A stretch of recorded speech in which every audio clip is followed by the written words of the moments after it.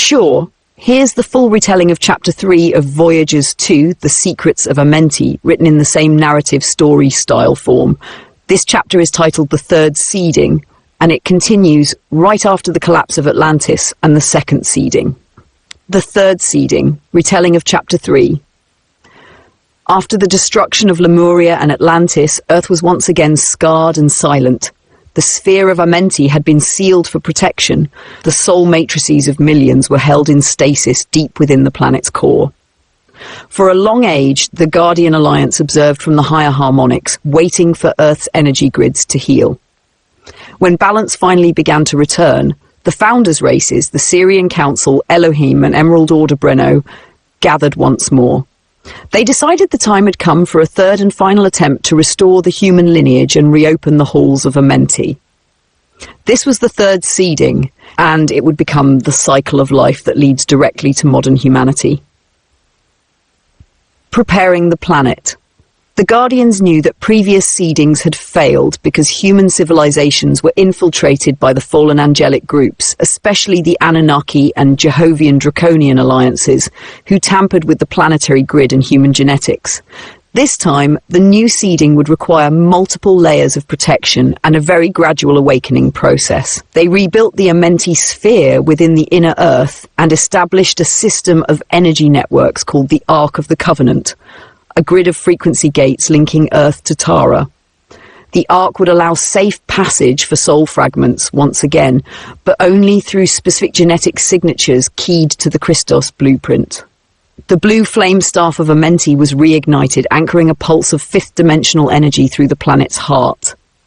From this pulse, the third seeding would emerge. The new lineages, Melchizedek cloisters. To anchor the 12-strand DNA once more, the Guardians create a hybrid race drawn from the purest remnants of the previous lineages. This new order was called the Melchizedek Cloister Emerald Order, beings who carried the most balanced mixture of Syrian, Lyran, Elohim, and human DNA. They became the priests of Melchizedek, keepers of sacred knowledge and time records. They were entrusted to oversee the reincarnation of souls through the halls of Amenti, and to ensure that distortions from the earlier seedings did not repeat. The Melchizedeks re-established the cloister races that had survived the second seeding and began cultivating new human lines throughout the planet, across what would one day become Africa, the Middle East, Eurasia, and the Americas. Birth of the contemporary human template. Through these efforts, the modern angelic human, also called the Adamic race, was born. These early humans carried between 3 and 6 active DNA strands, enough to maintain physical form, but with higher strands dormant until the planet's frequency could safely support full activation. The Guardians encoded the higher DNA potential directly into the morphogenetic field of the planet. Even though most humans would not be able to access it consciously, the imprint remained within every cell, waiting for reactivation during future stellar activation cycles. This meant that within each human being lay the latent potential to become once again a Christos being, a full 12-strand angelic human capable of transdimensional awareness and ascension. The intruder races strike again.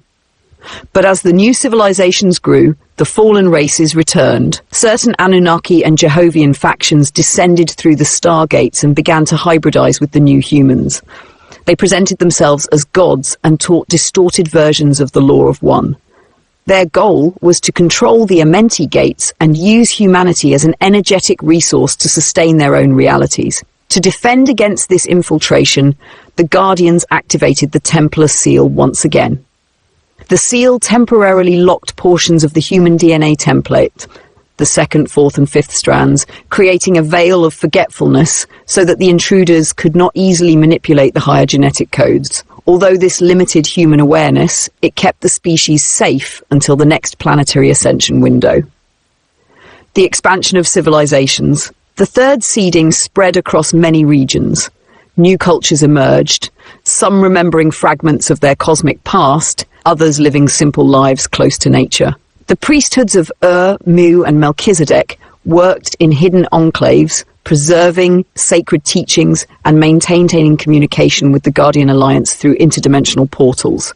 They taught the sciences of sound and light, Cheilontic science, to select initiates who could safely handle the energy of the blue flame. These initiates became known as the Ashayana, or blue flame keepers, and they served as guardians of the planetary shield. Many of the myths that later appeared in human cultures, stories of gods descending from the stars, of angels and of beings of radiant light, are echoes of these guardian contacts during the early third seeding. Interbreeding and the rise of hybrid lines. Despite the protections, the Anunnaki draconian alliances continued genetic experimentation. They created hybrid races, some humanoid, some less so, and seeded them across the planet. Among these were the ancestors of later Templar Anu and Anu Melchizedek lines, human-looking but carrying distortions in the DNA that limited their ability to hold higher frequencies. These hybrid lines often sought dominance over the pure Amenti humans, established early empires and priest-king orders that began manipulating religion and technology for control. Thus began the long history of power imbalance that still echoes through modern times, the struggle between the pure Christos lineages and the fallen hybrid collectives. Guardian agreements and future prophecy. Knowing that the fallen groups would keep interfering, the Guardians embedded a long-term plan within the planetary time fields. They decreed that when Earth's next stellar activation cycle arrived, roughly every 26,000 years, the halls of Amenti would begin to reopen. At that time, individuals carrying the necessary frequency codes would awaken to their Guardian contracts and help restore the planetary grids. Those born with partially reactivated DNA were called Indigo Children, Orophim, or Christos avatars, souls directly connected to the Guardian races. They would serve as teachers, healers and grid keepers, helping humanity to remember the covenant of Palador and to reclaim the 12-strand potential. The purpose of the third seeding. The Guardians explain that this seeding is different from the others. The first two were focused on rebuilding the species' genetic structure. The third is about awakening consciousness. This time, humanity must choose through free will to realign with the Christos blueprint and the law of one. No external rescue can complete the process. It must come from within each being as they activate their higher DNA strands and reconnect to source. The ultimate goal of the third seeding is the ascension of the race, the point when enough humans awaken to collectively raise Earth's frequency, reopen the halls of Amenti fully, and restore the link to Tara. This is what Deane calls the Christos realignment mission. The ongoing battle for the grids. The chapter also notes that remnants of the ancient electric wars continue as invisible conflicts within Earth's electromagnetic field.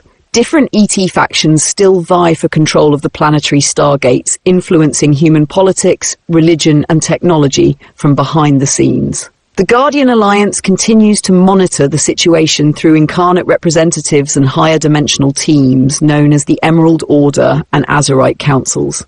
Their message is that true protection lies not in outer conflict, but in reactivating the inner template, the 12-strand DNA, which reconnects humanity to source and removes it from external control. End of Chapter 3. Chapter 3 closes with the reminder that the story of humanity is not one of origin on Earth, but of return, a gradual reascension back to the higher world of Tara from which we once fell. Each human carries within their cells the full record of that journey. The memory of the Turanusim experiment, the trauma of the fall, the promise of the covenant of Palador, and the key to reopen the halls of Amenti. When those memories awaken, the Guardians say, the long exile will end. The blue flame will rise once again through the heart of Earth, and the children of Amenti will remember who they truly are: angelic humans, keepers of the gates, and builders of worlds. Would you like me to continue with Chapter 4 next? It covers the early historical periods and how the Amenti teachings were carried through ancient civilizations like Egypt and Sumer.